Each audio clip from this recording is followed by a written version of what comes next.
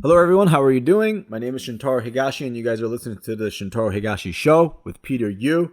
Thanks, everyone, for being here. Today, we're going to talk about the belt system.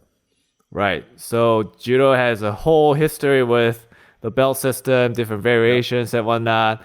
So let's start with at the beginning. What happened in the beginning that made Kano introduce the belt system?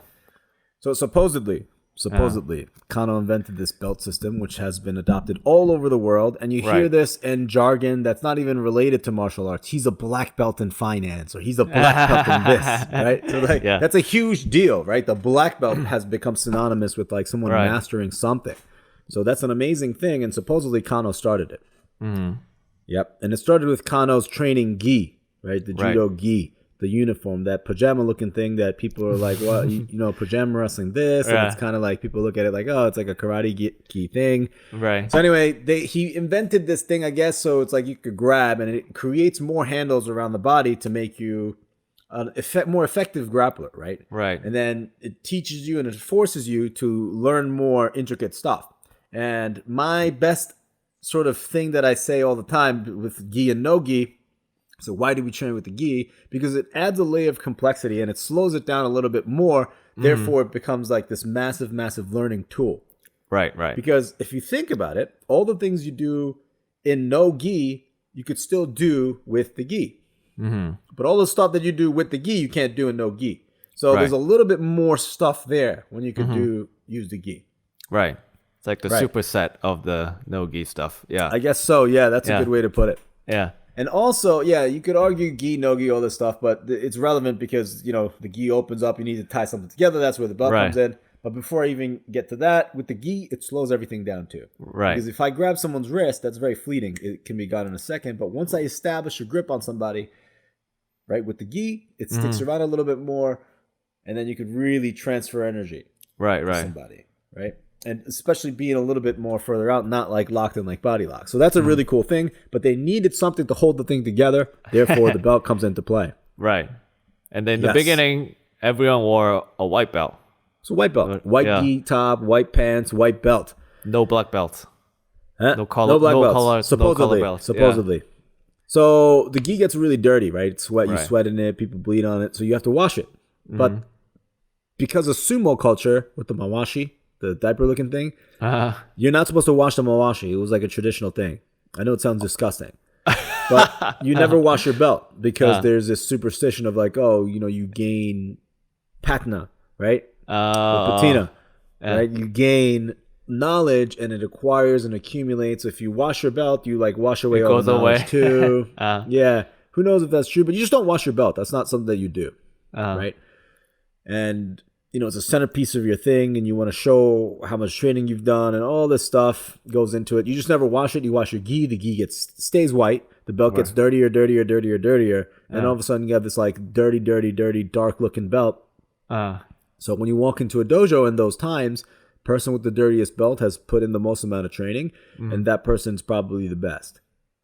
Right. I see. You're right. So, people say a black belt, all a black belt is a dirty white belt. Right? You hear people say that. And people love those isms. I like that. Yeah. And then it's like, what about the red belt? It's like a red belt. I don't. It doesn't have a really cool one. Yeah. How about your belt? Huh? Red and white, and your dad's red belt. So it's like it signifies the beginning and signifies me bleeding. Who knows what it means? I'm sure someone does, but yeah. So the white black belt, that was it. So in the beginning, white and black belt, that's it. And then I know because I did some judo in Korea too. And they only had, and in Japan too, right? They still only have white and black. Mostly white and black. That's it. If you go to a kids program, they'll have yellow and green and all this stuff. Right. I see. Yeah. But basically any sort of progression situation in Japan, they have Q grade and downgrade. So everything is based around that. And the belt system corresponds to that Q grade downgrade system. Right. Which still happens around the world. Like Q and down, everyone gets it. Yeah. And it's a little confusing and it's a little bit antiquated. So like I don't get into it too deep at my school. So like if you ask a green belt at my dojo, like what Q are you? He'll be like, what are you talking about? Right. So it's not part of my daily communication. And, some people will criticize me for that. But I just don't think it's that necessary to know it, right? So then just to touch on it, the cues start from 10 to go down to 1, right? Did you catch all that? Because you cut out for a little bit on the thing. Oh, yeah. I caught all that, I think. All that? All right. Yeah. We'll splice this out. Okay, so Yeah. So the cue, just kind of go over the cues and dance just for the sake of coverage. So cues start high down to 1, right? Like what, 10 Q to 1 Q or Ju-Q to EQ, I guess. Yeah. And then you get Shodan, Yeah. which is the first one, which means the first Dan. And then Nidan, Sandan to Judan, right? 10th. Yeah. So there's Q grade and then Dan grade. And Dan grade is the mastery area. Right. So much so that if you're a Q grade person, they'll say you're a Mudansha, which means like you're a no Dan. Yeah. Yeah. It's like, Mudansha. Right? So that comes also with the philosophy of the first time you get a first Dan, right? Now all of a sudden, that's where your training begins. Because now you have the foundation. So there's Q grade and Dan grade. And like you said, it goes down. So it's almost like a countdown until you get a Dan grade. Right. Right? Yeah. And then that's why Yuran Shakai, the people with the association of people with Dan degrees exists, right? That's right. That's exactly right. Yeah. Yeah. Oh, good for you. That was amazing. It's almost like you speak Japanese. A little bit. Yeah. Cool. So then and another thing is that like the concept of the black belt, I think there's some difference between how it's perceived in the Western world and then how it's definitely perceived in the Eastern world, like Korea and Japan, for example. Yeah. Like Shodan. You don't say, Shodan doesn't, it doesn't really mean that, it has some mastery. Shodan is the first Dan. Yeah. Right. That's when you start, like you kind of know what judo is, right? Yep. And then, so in the Western world, if you get a black belt, I think you can see it in BJJ. If you have a black belt in BJJ, you're like a master, right? Yeah, master, Yeah. But it's different. So, if you ask somebody in Japan, like, what's your rank in judo? They don't say I'm a black belt. They don't say that. Right. They say nandan. It's like, what dan are you? Yeah. So then if you hear like shodan, they're like, nidan. Like, okay, you've done a little judo. Sandan. Like, okay, so from sandan, like third degree black belt, that's where they're like, okay, so, maybe you were pretty good. Right? And then it goes up to 10th dan. So it goes first degree, second, all the way to 10th degree. And based on that, like it really, really legitimizes you. Right. And it's not just judo. They have this system for everything. Everything. I know they have you could for get like go. a third dan, for go, for chess, or this, or, So they do this all the time. So like the Q grade system, the Dan grade system, it's across the board. Almost every skill that can be sort of measured, they'll do this. I see. So it's very clean. If I went to Japan and they say, oh, you do judo, and even if like a young teenage person's like, hey, what nandan? What dan? And I'm like, I'm a 6th dan. Yeah. Then they're like, oh wow, like so that's pretty cool. Nice. Yeah. It's So like, then, how did the colors come in here? Colored belts. When did I think that it was come? more of a Western thing, right? Right. So now you have the white and the black belt, and then white, it's wherever Q grade that you start with. Like I said, it was a countdown. So if you look at white belt as 6th Q or 10th Q, depending on where you are, right? Because you have to fill the Qs with the different belts. But let's just say it's 10th Q or 6th Q or whatever it is. And then you have Shodan, which is the 1st degree, and that's the black. Now you have just the 2 different colors, right? And then, you're a 3rd degree, 5th degree. You still keep that same black belt. Right. But you don't really, get that much. So maybe like sort of the stripe system of like having 1 line across, 2 lines across to show that what dan you are, that probably happened at some point. And then BJJ does that, right? BJJ does that. Judo does it too. Right? Oh, they do. Okay. So not everywhere in Japan you don't see it as much, which is kind of interesting. But like judo schools over here definitely do that. I don't have stripes on my black belt. Maybe I should add. You can, So So then I think I kind of want to say it was the French. It was a Japanese sensei that went to France and then they came up, to keep. right? Because if you're 10th kyu to be having foundation to black belt, and now all of a sudden you have no markers or no indicators of your progression, people are going to get bored with it, right? Think about every video game that you've ever played. Call of Duty, you're like level 1. You play one game, you're level 2. You came 2 games, you're like level 3. And then, the time in between gets longer and longer, but by the time you're like level 23, you're sort of invested. Right. And you have all this and that, and you start taking pride of this. And then, that is the message in a lot of martial arts schools. Like, this is your belt. Don't put it on the floor, right? Yeah. This is your rank. You earned the rank, And if you go to Taekwondo school, it's like, this is your orange belt. It signifies the rising sun. And then the sunset that you train from morning to night, and this and that. And, it's a way to have people buy into it too. And it's a way for people to have pride in saying, I earned something, right?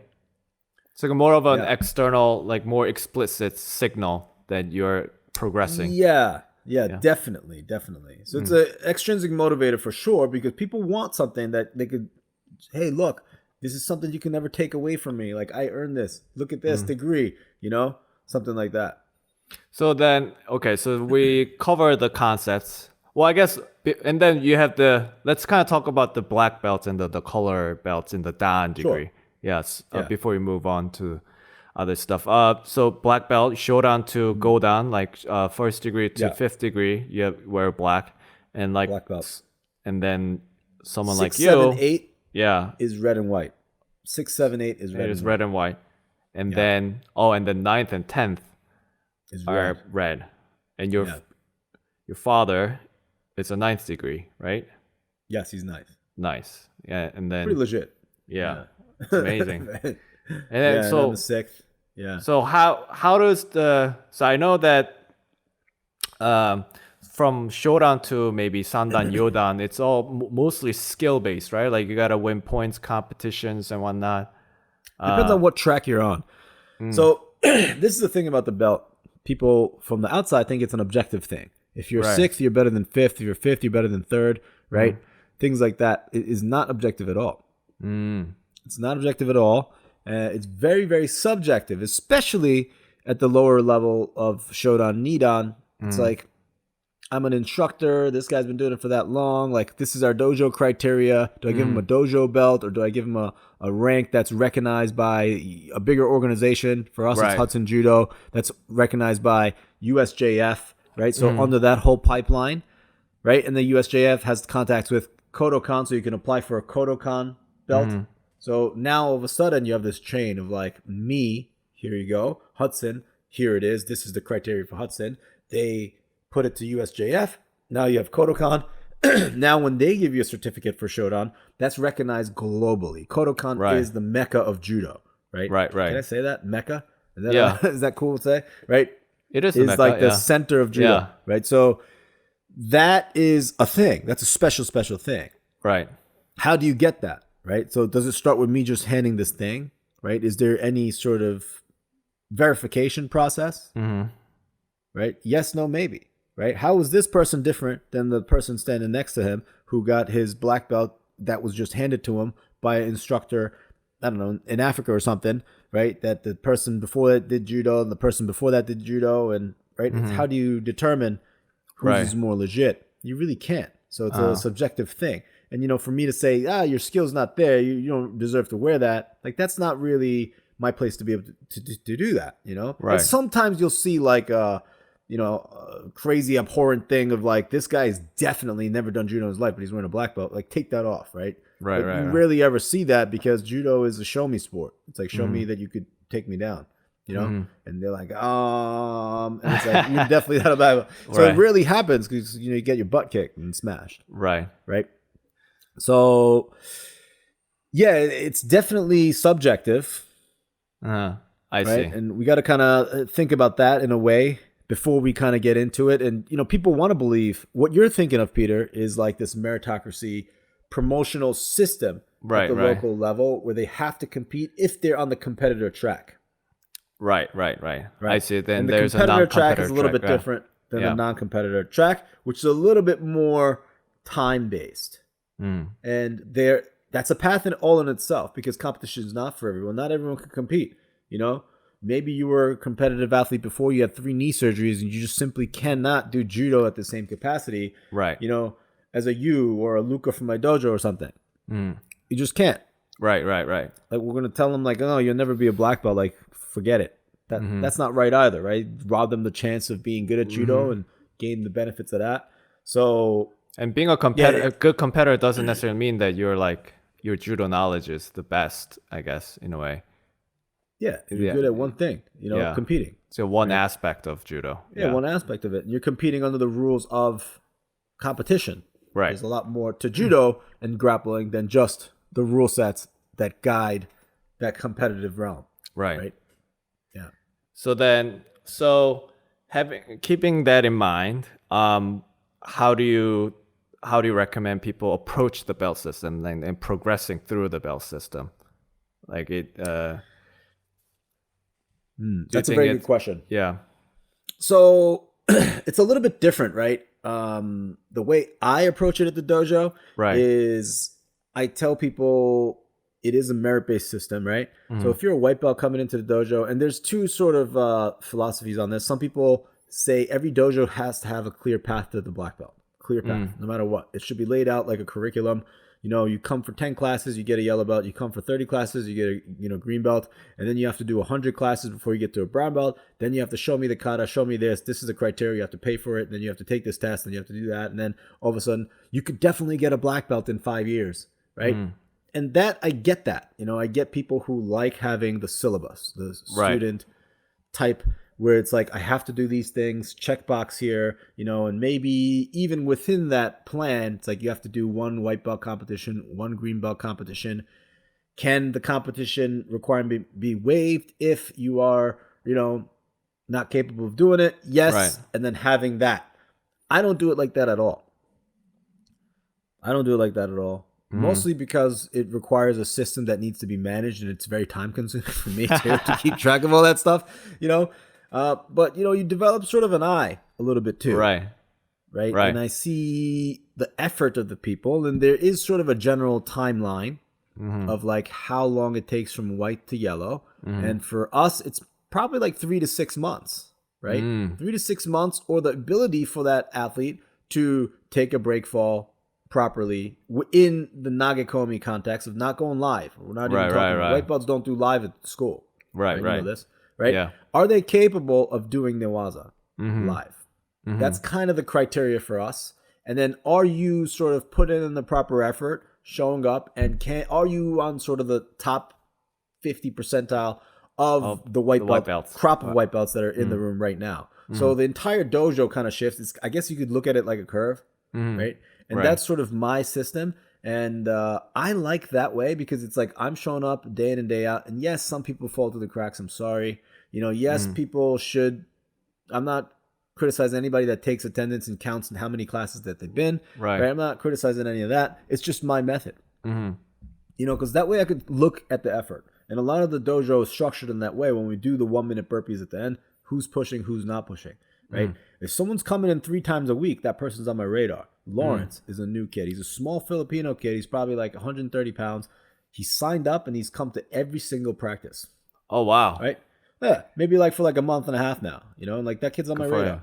Yeah. Did I think he was going to be good in the beginning? No, I did not. But now I'm like, okay, this kid's putting in a lot of effort. Is he going to beat the 190-pound white belt that comes in with jiu-jitsu and wrestling experience?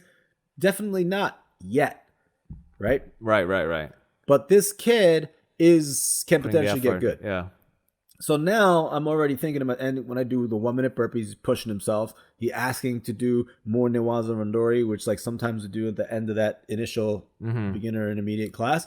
And he's just a nice, polite kid. And now I'm like, all right, this kid, if I do like, and I kind of do it on a whim too. It's like, it's been a while since I promote. It's going to be, we're going to do promotion today. Let's see who deserves it. Oh, that kid definitely deserves it.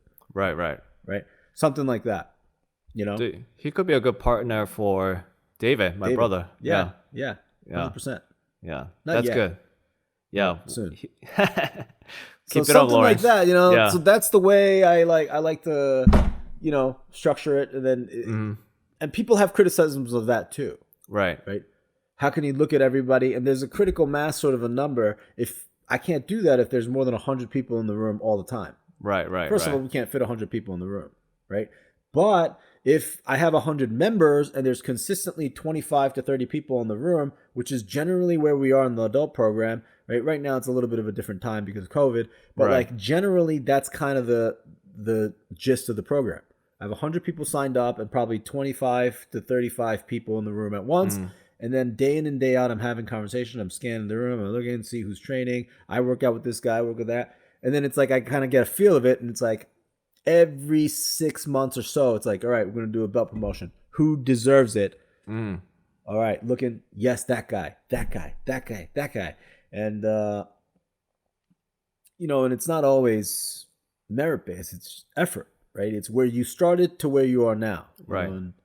Because you can't have everybody going under the same standard. Right. You can't have everyone just getting rewarded on time that they're there. Right.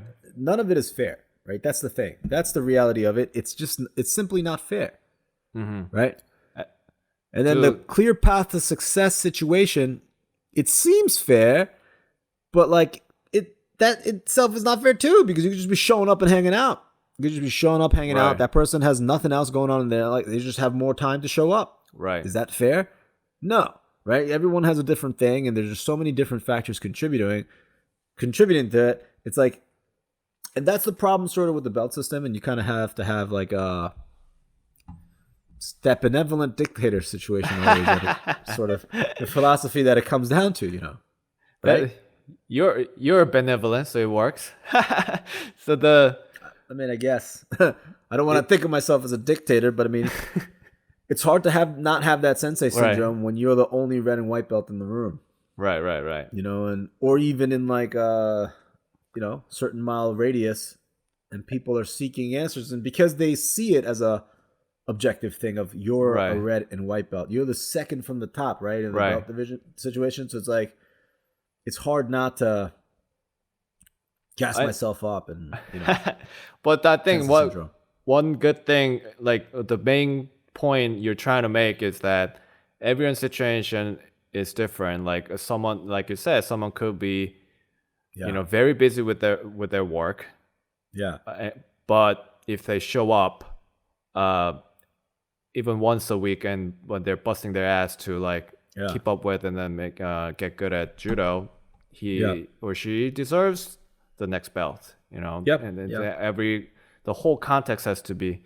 You love considering the whole context, even in judo and and it can be a very, very side hustle intensive thing to be able to do and follow up. Right now, I have to manage this entire system. I have to print out the syllabus and do the check boxes, and a lot of, especially when you get to the downgrades with the organizations that give those things to legitimize it and to verify it, it becomes very, very paperwork heavy. You know this, Hudson Judo. Yeah, so if you want a first degree, second degree, third degree from Hudson Judo, which gets pushed up the USJF, which gets pushed up the Kodokan, you have to do all the paperwork necessary. You have to check all the boxes. You have to write down all the people who you've competed against. You got to get a recommendation letter from me. You have to do a sports safety course. You have to do a concussion course, right? You have to do, you know, child touching, don't do this, molestation, minor safety, whatever it is situation. And you have to submit all that stuff. And you have to submit it on a deadline. And then you have to show up and then apply for a kata exam where you show your kata. Like, it is just crazy how much stuff that you kind of have to do. So when I see somebody that's a red and white belt that's verified through some of these systems, I sometimes think to myself, like, this is a person that knows how to fill out paperwork. I mean, it's important. That's important too, you know, for following it up with the and they have all these different time deductions. Right. So if they say, for me, 6th to 7th degree, 6th to 7th dan, right? How many years is it? Many, many years. But if you're A-level competitor, it's supposed to be 7 years, I think. Right? So I need 7 years from the time that I got my 6th in order to apply for the 7th, because I'm an A-level competitor. Right. I made a world team, so that automatically qualifies me for a much shorter time period, as to my opposition who never made a world team might take them 15 years in between rank. So now I already have a time deduction. So now it's 7 years. It's like, do you coach? Yes, I do. Take 5% off, right? What do you do for the sport? I have these judo videos. I teach judo, not just in the local setting, but the overall setting. Okay, that may be a deduction. Things like this. Do you have a coaching certification? You do. International, yes, I do. Okay, that's a deduction, right? That's 5% off the top or something. I'm making up numbers right now because I can't really think exactly. So, and fortunately for me, my dad loves this stuff. So he definitely helps me out with this, and then he stays on top of it. It's like, hey, do you know, like with all the deductions now and all this stuff that you're capable of applying for this? And I'm like, yeah, I guess so. Because if it were left to me with the way my life was, I probably wouldn't have done all this stuff because I'm not good with paperwork and administrative stuff. I do it. I'm not saying my dad does all of it. I'm not saying that. I do it because, I have reminders. He keeps you on your toes. Gentle, yeah. Keeps me on my toes with it. And then, who has time for all that though? Right. Nobody. Especially if you're just like, I'm coming into the dojo and I'm training and I want to be fit and healthy and I love the guys at the club and I'm just going and showing up and I don't really care about, right? Because having a downgrade for competition, it doesn't matter. You don't need a 3rd dan or a 5th dan because you don't have these divisions. You're either a black belt or you're not a black belt. That's really how it is with the competition. You have black belt division, brown belt division sometimes, and then you have a novice division. So in terms of competition, it doesn't matter. Right. Because I guess I kind of fell through the crack in a way too. It's my fault, but when I got my 2nd degree with USJF, I applied for a 2nd degree in Kodokan, but the problem was that Kodokan never gave me a shodan because I got my shodan through the Korean Judo Federation, which didn't apply to Kodokan. So Kodokan gave me a shodan so you probably instead. have to get like a letter from them and then send it over and then have it and then you got to backtrack it and you got to talk to all these people, make phone calls, make emails, and then somebody over there has to push it through. It's like it's like I hate stuff like that, I really do. Yeah. And nothing against them really, because that's how you have to do it, kind of. Right. There's so many people. There's no other way. Because they can't have a subjective thing of like, who's good, let's get them all in the room and see who's working the hardest and all this stuff. Like, there's no way to be able to do that. So you kind of have to have this system. Yeah. But it's not perfect. It's not perfect. But it is a system. It is a very deep and complex system of different deductions and different time situations. And it's the best that we have. It's the best that we have. You could hate it and criticize it all you want. But there's guys that I know who've been doing judo for 20 years who got their shodan black belt, and then on paper they're still shodan. They just never bother. Yeah. It's like, oh. And there are organizations out there that you kind of bypass a lot of this stuff too. That's not as administrative heavy. Like if you look at USA Judo, USJA, if you look at their organization, they're a lot more loose with this stuff. I see. Because they put a lot more value on like, oh, what did you do? Like for instance, I think it's Colton, right? Colton's an Olympian. By anybody's standards, he's a superstar in judo. Right. He's great. Yeah. Right. Has he done all the administrative stuff and meticulously gone from shodan to nidan to san? Is his nidan to sandan paperwork good? All this stuff? Probably not, right? But then he's like, hey, you're Olympian, 5th degree, sure, yeah, that's good. And they probably have a system for that as well, right? Because I've seen people who are top level competitors who never really done any of this stuff with the kata exam and this and that and found the stuff, and they skipped rank and went to a certain dan. And people hate on that, right? And then there's some people who are like, no, they're an Olympian, they should have that. And that kind of stuff happens in Japan too. It happens all over the world. Right. Yeah. Like I remember when Inoue won an Olympic or something, they just immediately promoted him to Godan. I remember this. Yeah. Something like that, So it can be done, it happens, and it's not objective. That's like the biggest takeaway from this. Right. And I know like in Korea, if you go to Yongin University, you get out with a 3rd degree or 4th degree. Yeah, I like that. Yeah. They just force you to go through, and they're students, so they can make them take all the tests and stuff. But and then they're like sort of isms, right? Not isms, but like kind of like, for instance, like if you go to Japan and if you're in high school, getting a 3rd degree black belt as a high schooler is a huge deal. But everyone kind of knows that if you make it to the All Japan Championships or you make it to the adult level national competition circuit as a high school kid, which happens, right? Yeah. You automatically get a sandan. Is it written anywhere? Probably not, right? Because it's like one of those things that's kind of fast and loose, and it's kind of it's like a sort of thing. But it always happens. Because you could be in a room and you're like, that guy's a 3rd degree black belt and he's still in high school. Like you hear those kinds of conversations, right? And you see a Shodan 1st degree black belt in middle school. Right. In middle school, you have this. You get this, right? Yeah. So it's like, right? In America, it's like we have half belts at black belt for kids. Yeah. Right? We have white, yellow, yellow, orange, orange, green, green.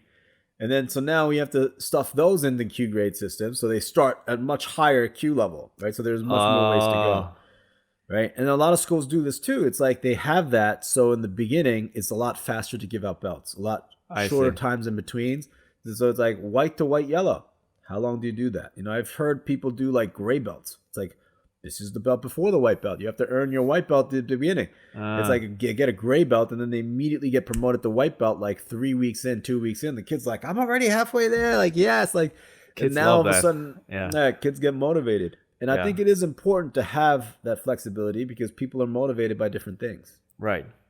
So the takeaway is that it is important as a form of extrinsic motivation and you know, keeping track of your progress and whatnot, but don't be married to the idea that if someone has a black belt, he or she would be a complete master of this or anything like that. There's a lot more going on. Yeah. And it sounds a little hypocritical coming from a person that is doing that, playing that game. Me, right? Red and white, 6th dan, doing the thing, like, you know, keeping track of all this stuff.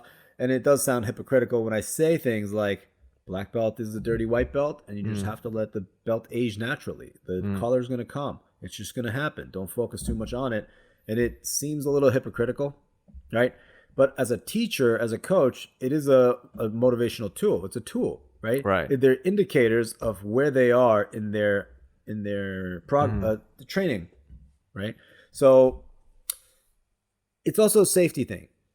Right. You know, and there's a lot of ways to look at it, dice it up, and, you know, look at the layers, right? And for me, in the adult program is different how I run it with the kids program, but white, yellow, green, brown, black for adults. Right. Right. So when I have the room, when I scan the room, it's like I know the green belts can throw down. They can do randori. But green versus green is a little bit dangerous. Right. So I'm doing randori too physically with the people. I'm looking down the dojo at the side of my eye. I see green and green going at it. I'm like, whoa. Let's see what's going on over there. Immediately. And I was like, okay, these two greens can do it. Okay, yellow belt versus yellow belt. Like, that can happen as well. Newaza, right? So it's a safety sort of a situation too. It's an indicator for me. You know, and based on who is motivated by what, I'm more likely to reward, and I'm a little bit more flexible. So it gives me, right? And it's sort of all like in my head too, which kind of makes it not scalable, right? And that's why people like this clear path to success, because business-wise, it's probably better to have that. But I like the flexibility and the way I view it as part of the dojo situation. Right. So, you know, technically, I guess from a business standpoint, the way I do it is wrong. Oh, because but it's my preferred method. Right. It's my preferred method, and no one can take that away from me. I mean, in a way, because you have the flexibility, you have the ability to take in everything, like, you know, effort level, what's going on in their lives and stuff. And dude, it could take over you completely, man. The promotion cycle for the Hudson Judo situation, going to second, going to third, you know, doing this, having the proper paperwork in, doing all this stuff. And it's like, does everybody know? All the black belts in the room know this? Do you want to go through that? And, you know, a lot of the people are just happy with just being able to don a black belt. Yeah. Because what's the next one? Red and white. To get to red and white, it takes forever anyway if you're not a top level competitor. So it's like, do you want to be bureaucratic and do all this stuff, you know, at these intervals for the next 30 years in order to achieve that rank? Right. Some people do. If you want to do it, God bless you. You do it, and I'll support you, and I'll sign the paperwork and say that, hey, you deserve whatever it is, if they do. But it's a tricky thing to... Yeah, it's a lot more complicated than the people think. I should get my Nidan from You should. Kodokan. I just have to fill out the paperwork. You can get your Nidan from Kodokan, and then you could probably like backtrack and count the time, and then apply for a Sandan, third degree. Then you're legit. Yeah, I know. I think Sandan will be a good goal for me. Maybe Yodan if I can, but we'll see.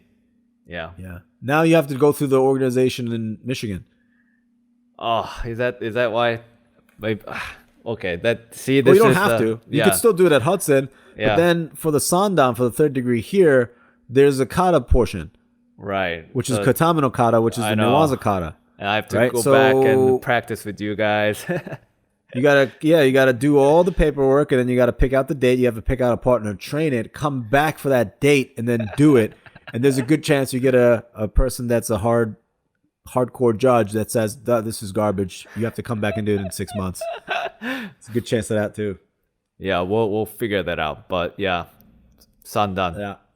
Well, they maybe you think you want to talk a little bit about how the judo introduced this belt system and it kind of propagated to other martial arts.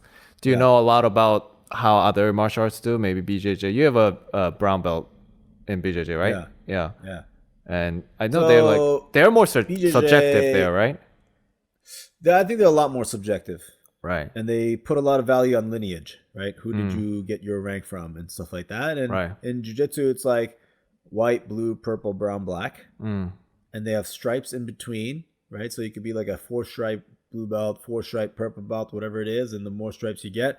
And I hear a lot of schools just base that on time, but, because they take attendance, especially when you're at a much bigger school, they have to take attendance because they can't keep track of everybody. But if you're at a smaller jiu-jitsu school, the instructor kind of says, you know what, I'm just going to give this guy a belt today because he's kicking everyone's butt at the blue belt level, right? I kind of had a different path in BJJ. And we talked about it, yeah. I started, and, within 2 weeks, the guy gave me a blue belt, right? This guy, Jojo. Right. And then, I got a Danaher. I spent the summer training at the Danaher, and he gave me a purple belt. And then I had a judo student that, was a judo black belt and a judo BJJ black belt that gave me brown. And now I'm training with Brian Glick. We trade privates, judo and BJJ. I teach him judo. He teaches me BJJ. And then one day I'm going to show up and he's probably going to give me a black belt. I'm not like expecting it, and I'm not asking for it. But if he does, great. If he doesn't, I'm okay with that too because I'm getting better and better and better and better and better. And there's going to come a time one day when my Newaza is so good that I could submit anyone and everyone, that someone that's higher level than me is just going to be like, dude, you cannot be a brown belt. Take this. Just wear this. Okay? And then I could forever put that person's name on my resume. So like that's sort of my path. There's no clear path, right? Because I don't sign up for a jiu-jitsu school and I don't have that traditional training. Right. But my judo is good enough, my Newaza is good enough to kind of take this path. Like it's okay for me and it's legitimized because you train with legit people. Yeah. And watch all these everybody now comment on my Newaza YouTube videos like his armbar's terrible. Oh gosh, pinky's facing the wrong way. The thumb's the other way. So and how I know like you told me a lot about some of the Taekwondo schools and how they're so good with the whole business side of the belt system and whatnot. So maybe we can touch on that a little bit. Like how do they approach it? So I think a lot of it is time, right? Yeah. A lot of it's time. In the beginning, it's a lot shorter, right? And it's a clear path to black belt. That's always sort of the way that these people sort of have you on a syllabus. Because you remember going to college or something like that, and there's 200 people in the lecture. It's like, okay, you have to do the midterm, you have to do the final, and you have these 2 papers you have to do. Check them off. What is the grade? Average it out. That's your grade for the semester. People like that. That's scalable. You could have 200 people doing that, right? So Taekwondo schools usually take that kind of approach, like show me this punch. That kind of approach. Show me this punch. Show me this kata. Show me this thing. Show up this many times. And they have other extrinsic rewards too to keep the students coming back based on what their interest is and how they're motivated. For instance, you get this many stripes, and sometimes it's an excellent stripe, or sometimes it's like an achievement stripe. Different color rewards for everything, right? And they keep track of this stuff. So it's like, oh, I set a goal and I achieved it. My goal was to stand up to my bully. I did it, sensei. You get an achievement stripe. you get this, and you get this many stripes, you get a patch, and then you can put the patch on the chest, right? So like that has nothing to do with rank, but it has something to do with rewarding and, you know, showing off your merits, all that sort of a thing. Not all Taekwondo schools do it, but I know Taekwondo school owners who do it, and they have a lot of success with it. Because the kid that wants to train, the kid that wants to compete, the kid that wants to be fit, they're just intrinsically motivated. They're going to show up no matter what. Right. The parents that are invested because they did Taekwondo and I want my kid to do Taekwondo, they're going to bring that kid no matter what. But that kid that's kind of being forced to be there, it's like, oh my God, like how do you keep that kid? Right? There's a good portion of kids that's something that they're trying out for the first time. Right? I do tennis, I do soccer, I have chess lessons, I do Taekwondo. How do you make it fun for them? And that's reward system. Yeah. And it's not bad. It's like really, introducing them to the whole world of martial art, right? I mean, people criticize it, but I've known Taekwondo schools to have 600 kids. Right. Big Taekwondo organizations, 600 kids. They have another one. I know a guy, that had 1,300 students between like 3 locations.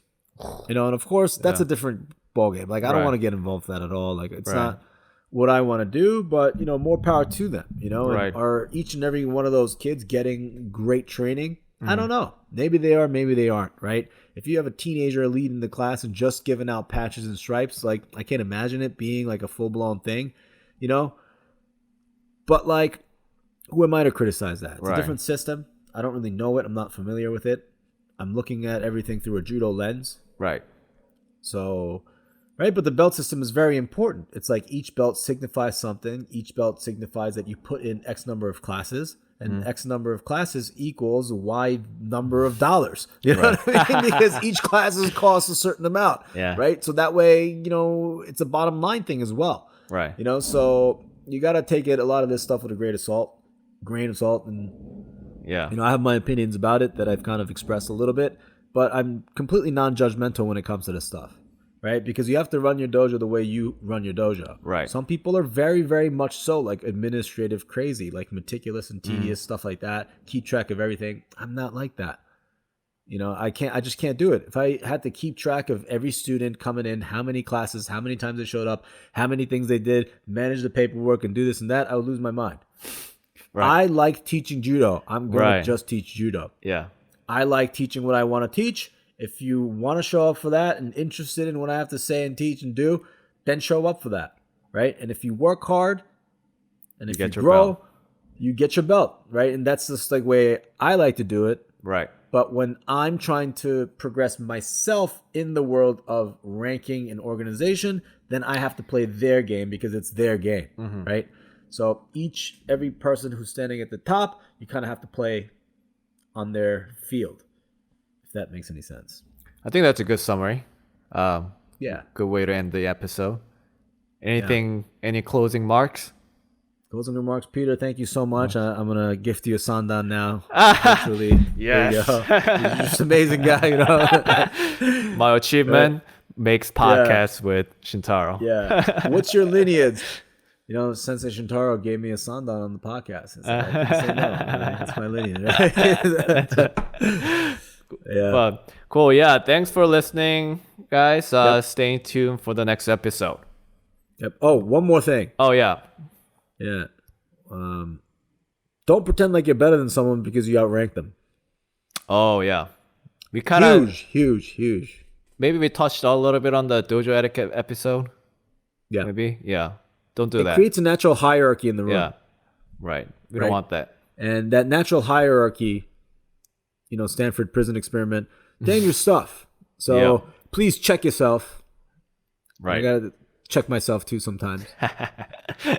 Yeah. Be nice to each other. Be excellent to each other. Yeah. But I have a red and white belt, so I can do it. Yeah, I know. All right. Thank you guys for listening. Thank you, Peter. Thank you.